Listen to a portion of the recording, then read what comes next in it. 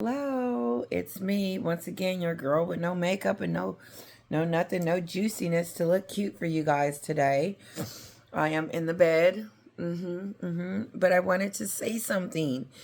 And today is a busy day. I'm going to get my nails done and all this other stuff, so I may not be able to do a video tonight. And so hopefully this video finds you well. Obi Scobie and his BS. Now, I believe he's a liar. I believe Meghan and Harry are using Obi Scobie to once again talk to us about how mean the royals are. They use Obi Scobie's platform because they know that they can't use their own platform with the trash that they have been doing, that people are not listening to it. So they're going to use their lapdog, Obi Scobie, to do it for them. And what's interesting about this whole thing is that Harry and Meghan puts out this statement that they're going to call the king on his birthday, is if they need to tell us that. Why is it important for them to tell us that they're communicating with the royal family? So that we can be like, oh, they're trying. This is what I notice about Meghan, is that when there's a story that comes out or something that comes out that paints her in a bad light, she's going to get out a different narrative to us by all means necessary. She did it on the Oprah show. She used other people to help her with her narrative. On the docuseries, then she had her husband write a book about her bad family. And now she's got Obi Scobie writing another book about Harry's bad family. But then at the same time, she wants us to believe that she's reconciling with the royal family by calling King Charles on his birthday. Let me tell you something. This information is not public information to Americans. Let me make it clear. We don't talk about her. We don't talk about Meghan. Over here, it's not juicy news that she's calling the king on her birthday. This information is for the UK people only because they're going to report on it. And the only people that's reporting on it over here is TMZ and Page 6. And it's not on prime time, which puts her in a situation where she is not this mega star and people don't care. People don't care that she's calling King Charles on his birthday. No, we would have cared if she had went to the coronation. There's no relationship there. There's no bond. There's no reconciliation going on. And she feels like she wants to call King Charles on his birthday, or Harry. Why are we involved in that conversation? No, what she's doing is that when the book comes out, Obi Scobie's book, she's trying to say, listen, I am trying to be friends with the royal family. I'm trying to make amends. We did a video chat with the babies, and Harry got to talk to his father, and maybe even William, and all this other stuff. He gets to talk to, they're reconciling. They're making amends. This is the headlines. This is that stupid stuff. And I'm here to debunk it. My point is that who cares that they're calling to wish King Charles a happy birthday? You're not there. You're not part of the festivities. You're never there. And so I don't know why this is important. Number two, you want us to believe, Meghan, that you're this scarlet of a wonderful daughter-in-law, and you're going to call and have the kids wish King Charles a happy birthday in the same sentence. This is evil. You're going to get your lapdog, Obi Scobie, to trash your royal family. And Meghan, I'm talking to you. You remember when your husband was trying to get over to see the Queen before she passed away, and everybody was making arrangements to get Harry there, but you were in the way because you were whining about how you wanted to go be by her side. And the palace said, no, sit somewhere and sit down. And you got upset, and you and Harry got to arguing in the background. And he missed the bus. But Harry now is telling Obi Scobie, through Obi Scobie, that it wasn't Meghan that kept him from going to see his grandmother on time before she passed away. Sorry, that's the tag. Meghan wants us to know that it wasn't her that stopped Harry from seeing his grandmother on time, which it was, because that's what was being reported at the time. And so Meghan is strategic. She wants everybody to know that, oh no, I didn't do that. So here's her way of debunking that previous message long time ago that she wasn't the cause for getting there on time. She wants us to believe that it was the bad royals that didn't get Harry, that didn't communicate with him, wasn't trying to let him be aware of what was going on with his grandmother at the time, which is a bunch of lies. Obi Scobie is trying to say that Harry was not informed early enough about what was going on with the queen, and that's a bunch of bull, because word on the street is, and not even word on the street, factual, the queen invited both Meghan and Harry to come visit her at Sandringham or wherever it was, and she knew she was about to pass away, but they turned her down. And so now all of a sudden it's everybody else's fault. It's never their fault. And that's why the disgust, disdain, and people don't like these two, is because they never take accountability. And all they have to do is just shut up. Why do you even have to tell us what happened during that? We already know. You missed the boat. If you had already been over there and Meghan hadn't dragged you from your home to Montecito, you wouldn't be going through these different bad scenarios in your life.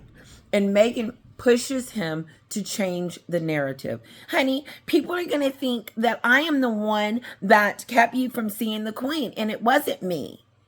It was your brother. And someone needs to say something. Obi Scobie. And so Meghan and Harry once again wants to tell their lie truth to us and tell us that it was all William's fault. It was all the king's fault. It was all Camilla's fault. It was all of their fault as to what's going on in Meghan and Harry's situations. Let me wheel it back. Meghan plays to the media and wants us to believe that she is trying to reach out to King Charles to make amends. How are you trying to make amends when your best friend is coming out with a book, once again, trashing your family, and that you know that? But they want us to believe, Meghan and Harry want us to believe that they are trying to reconcile, that they are communicating with the king, and all this is going on. I don't care if they talk to the king every day. I don't care if they call and say, hey, King Charles, look what Archie's doing today. That does not mean anything.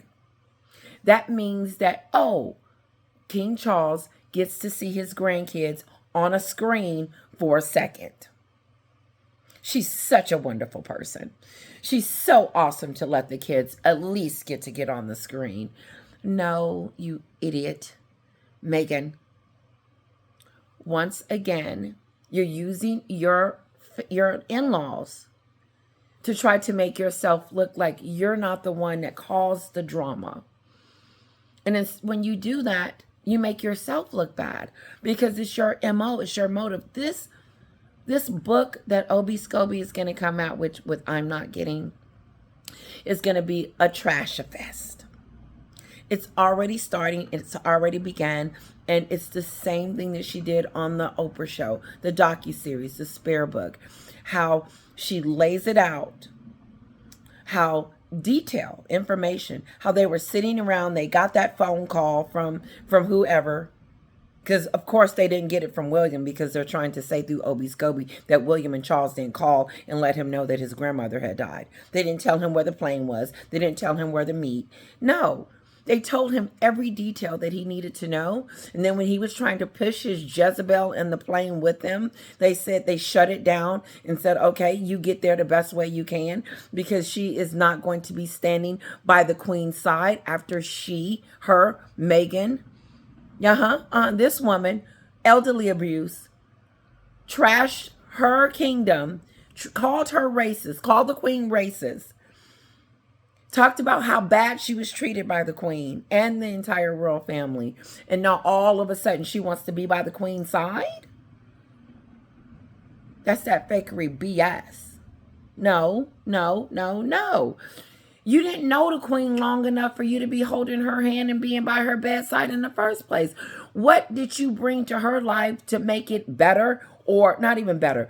What did you bring to the queen's life that would make you want a side by her bed before she dies? Other than trash, call her racist, and take her grandson away from her and turn him against everything that he loved and know. And now she wants us to know that it wasn't her is the reason why Harry didn't make it on time to see his grandmother. It was their fault.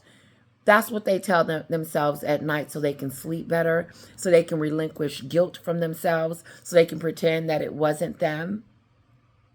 It wasn't me. See, I didn't do any of that. I was just at home on the couch looking, and we got the phone call, and then Harry didn't even get to make it because William wasn't even talking to him at that time.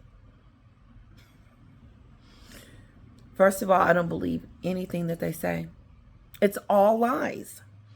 Everything that's coming out of his book is a whole bunch of lies. And so now we got to sit here and go through it again. Go through the Oprah show. Go through the docuseries. Go through the spirit book. Go through the therapy session. Go through Meghan's trash-a-thon through someone else. And you can't tell me that King Charles doesn't know it. And I don't think they're over there hurting or disappointed. I think they're disappointed, but I don't believe the king is sitting around giving a damn about Meghan and her shenanigans. Because this book is going to continue to solidify, put stamps and receipts on the constant vitriol, Oprah, the constant vitriol that these two try to go in on their in-laws and want us to believe a different story. Let's see what else. I hope you guys can hear. I'm going to relay it if you can't hear it. From Los Angeles. Good morning, Kinsey, or good afternoon to you, evening. What else do we know about Scobie's book? Well, I mean, I think that if you enjoyed Spare, Ahmed Scobie's Endgame is going to go right next to it on your coffee table, and you are going to devour every single second of it, because it sounds like he's got some really good sources, Nicola, if you know what I'm saying. There's a particular instance where... She's saying that Obi Scobie got some good sources. In other words, Harry and Meghan is he's either sitting on their lap or he's sitting on theirs. They're sitting on each other's lap telling stories. Because Meghan wants to look like she's the damsel in distress. If you guys have not seen, you need to look this up. If you have not seen the last shenanigan move that she made when her and Harry was at that naval facility, she used that as a publicity stunt, which she should. But when she embarrasses herself and puts herself in front of her husband, and then not just her husband, but everybody there, she's rude to everyone. The speaker, the way that she just thrusts herself in front and forget about why she's there. The veterans. It's their event. You were invited as a guest, but you get in there and act like you're the main attraction. And even though Meghan is getting these bad publicity things, she loves being talked about. She does. She doesn't want us to talk bad about her, and she doesn't want us to find out about her shenanigans, but the bag is out. And so, Meghan, while you're showing videos and pictures of little Archie to your in-laws, how do you think they're going to feel about this new book your best friend is writing? And why are you talking about something that happened a long time ago? Why don't you let things die? Like the story that you coming out with about, oh, Harry missed the plane. Let it go. No, this is why your reputation will always be in the gutter. Because you're a gutter woman. She's gutter. Only gutter people do stuff like this. If you loved your husband, wouldn't you love your husband enough not to be this evil towards his family? Because I don't see, and maybe he is sitting around saying, I got to get my truth out about what happened during the funeral. I got to get my truth out about what happened here, what happened there. And then Hobie Scobie wants to think that the royal family is in disarray. The only people that is in disarray is Harry and Meghan. They are holding up the kingdom. And guess who's holding it up for them?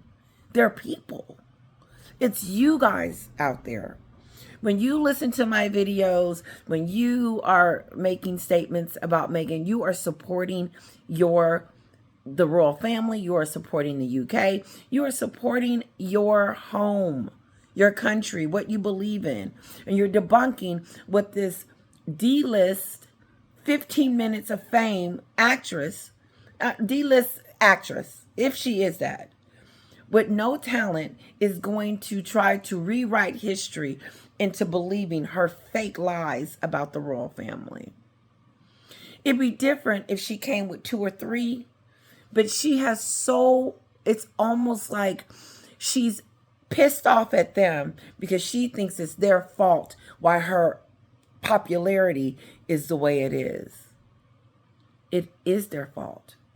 It's their fault from being quiet. It's their fault from not saying anything to you. It's their fault from moving on from your shenanigans. And as long as you keep talking crazy about them through whatever scope you want to get, so be it. And I can hear her sitting on the couch right now. What sense does that make, me having Obi Scobie write about them? Just like you left the UK to come over here and do exactly what you're doing. Idiotic stuff. We hear about how Harry avoids calls that are from unknown numbers, which, who can relate to that? And it's Meghan that says, I think you should take the call. I mean, who is the fly on the wall? Frogmore Cottage. So I do think you're going to get details about Meghan instructing Harry to take a call while while they're alone in Frogmore Cottage. So I do think you're going to get insider information if you trust and, really believe in their truth. Or I think that And some people do. Some people believe their lies. They believe this fake fantasy that Meghan is coming up with, especially the Sussex squad. But it is us that are supposed to come out and tell the truth. And so we have receipts. We know that Harry was informed about the Queen's death and that he was instructed to get on the plane with this is my take, believe it if you want, to get on the plane with the rest of them. He was whining about Meghan and arguing with her, and he missed the bus, missed the plane. And instead of them acknowledging that, which they never will, it's not their fault that they missed it. It is the royals' fault. It is their fault.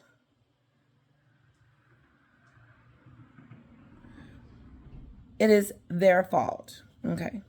Let's see what else she's saying real quick. It's going to be the go-to person for it. And can I just say, you two are highly caffeinated this morning. I am very much enjoying the show. I don't get, okay? I think most people would know what I make of them. I've said it repeatedly. I hope you can hear I it. think if you, actually sort of as I've said before, I respect the fact they don't want to be in the goldfish bowl, but I don't respect the fact that you then make money out of this. Why don't they just come clean and say, we are behind this book? Well, it does. I have given him permission to do it. Let's see what Kinsley says. Charles and Meghan Markle spoke to King Charles over the last 48 hours. So it does seem like they are attempting a reconciliation, and technically their hands are clean if they, say that. And see, that's why I disagree with Kinsley. How in the hell are they hands clean? Technically.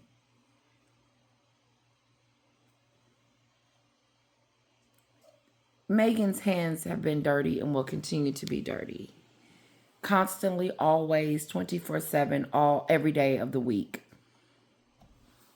And, this kind of communication throws me. I get confused on how her hands are clean, Kinsley. There's nothing clean or technically about her being clean about this book. And see, this kind of communication can be misleading to others that are trying to figure out who the hell is Obi Scobie and why is he talking about stuff that he really knows nothing about unless he got it from the duo, the gruesome twosome. They are the only ones that know that this information. So where else would he get it? An inside source? Who was the inside source? Meghan or Harry? Mother Doria? That they didn't have anything to do with it, and perhaps there was a go-between, which is what we found out happened with Finding Freedom.